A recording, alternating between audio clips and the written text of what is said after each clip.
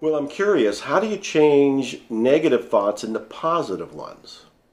Great question, because changing negative thoughts into positive thoughts is really what it's all about. And when somebody comes into my office and wants me to work with them hypnotically, that's really what's going on. I'm just changing their negative thoughts into positive thoughts. So when we look at that in relation to wealth or anything else, we find that we first have to catch the negative thoughts. We have to figure out what they are. We have to see that thought floating by. We have to catch it. We have to look at it and say, what are you doing in my brain? Look at this. Look at this negative thought. And we have to really analyze it. We have to think about it. Wow, this thing's been floating by my brain a lot.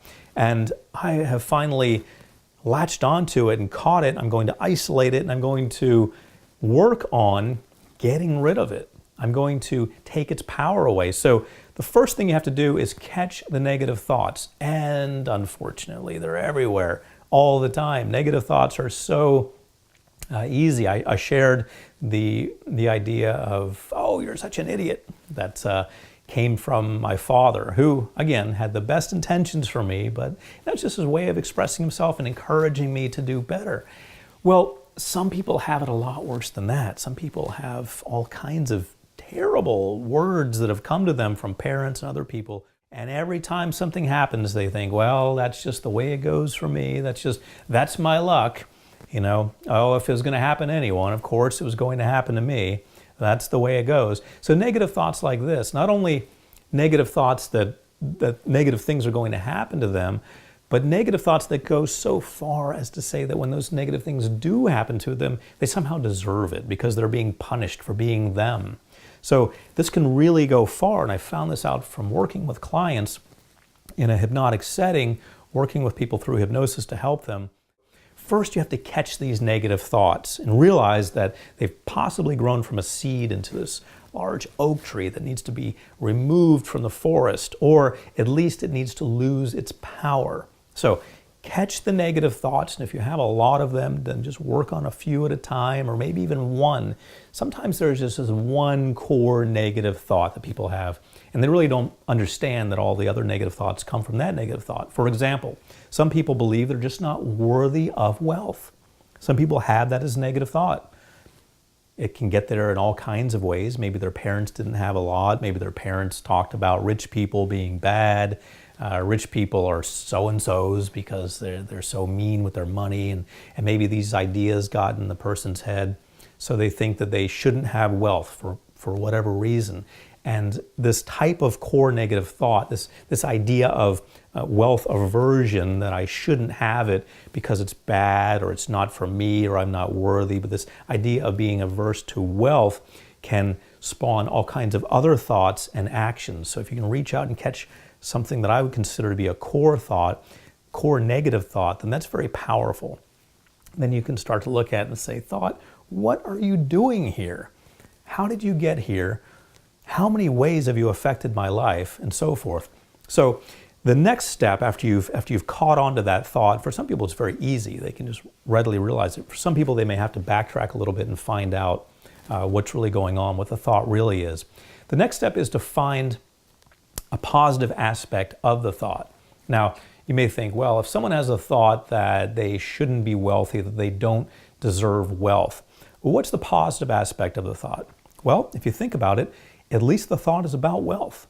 At least the thought has to do with money. At least you're thinking about money. At least there's some inkling of hope there because money is on your mind. The opposite of that would be apathy. I don't even think about wealth. Doesn't even come to mind. Obviously, wealth is on this person's mind, even if it's the negative aspect of it, even if it's this pushing away from wealth, at least wealth is on their mind. So there's the positive aspect of wealth and the positive aspect of this thought. So when you think about it, you've got something going on. You've got a consistent thought about wealth. Even if it's a negative thought about wealth, at least it's there. At least it's part of the constellation of thoughts in your mind. The next step is to align your intentions with new positive thoughts. So, whereas you initially caught that negative thought, you looked at it, you realized the positive aspect of the thought, you then take that a step further in there and you look for ways that you can create intentions that are going to be helpful for you. So, for example, if you've caught the thought that I don't deserve to be wealthy, if that's a thought in your mind that you don't deserve to be wealthy for whatever reason, you've caught it, you've looked at the positive aspect of it, which is that at least you're thinking about wealth, in that you start to create a positive thought about it, which would be, of course, I do deserve wealth. I do deserve to be wealthy. I do deserve to be successful. And then you start to align your intentions with the new positive thoughts. And this idea of intentions goes back to what I said about affirmations. Affirmations should be stated in the positive. They should be stated as if they're already happening.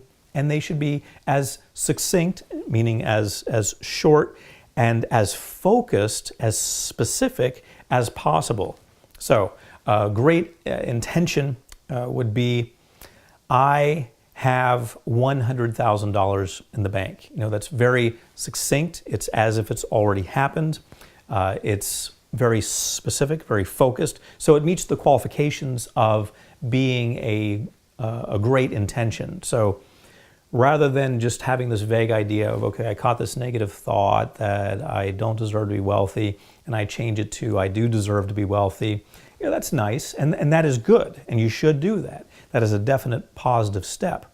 But as you change this into an intention, it needs to be solid. It needs to be a goal that you can focus on. So then you start to incorporate this into your affirmations, your 1-year plan, your 5-year plan, your 10-year plan. What's it going to look like if I start to change this around? What's it going to look like if I start to embrace the idea of, okay, I am wealthy. I am going to make this happen.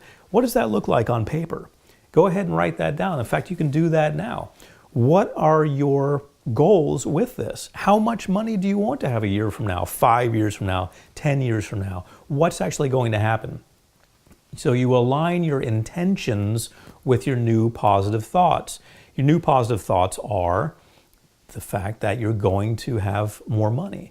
Well, what are your intentions related to that? How are you going to actually make that happen? What do you intend to do? And so when you write that down and you make it all happen, then it becomes reality. So with practice, it becomes almost automatic. I mean, this is, and Joe, you know this is practically automatic now. You see these negative thoughts and you think, what is that doing there? It's sort of like, a painter who's painted a wall blue. He painted over white. There was a white wall and he painted it blue. And there's a little speck of white there. And the painter says, what is that doing there? It stands out like that. And Joe, you and I know this, and I want everyone else to know this, that once you start looking for these negative thoughts and isolating them and counteracting them, then any other negative thoughts that pop up really look out of place. It looks like a room full of antiques with something in there made out of stone, something from the Stone Age in a room full of, let's say, wooden antiques. It really stands out. What is that doing there? Or in a room full of modern furniture, it stands out like a wooden antique. That's out of place. So you realize these thoughts that predate your current positive thoughts, you start to realize them. They stand out. They don't belong there. And so you can start to pick them out and you can start to go through this process. So again, the process of changing negative thoughts into positive ones would be, first you have to catch the negative thought. You see it floating around, maybe you see a bunch of them, but attempt to get to the core of the negative thought. There's probably one thought that's sprouted all these other various thoughts, that one core thought. So look for those core negative thoughts. Catch that. Find a positive aspect of the thought. Well, at least I'm thinking about wealth. Okay, you're going to start believing in wealth. That's great, but exactly how much wealth and when? Make it something that you can focus on, and then align your intentions with your new positive thoughts, and realize that with practice, this becomes practically automatic.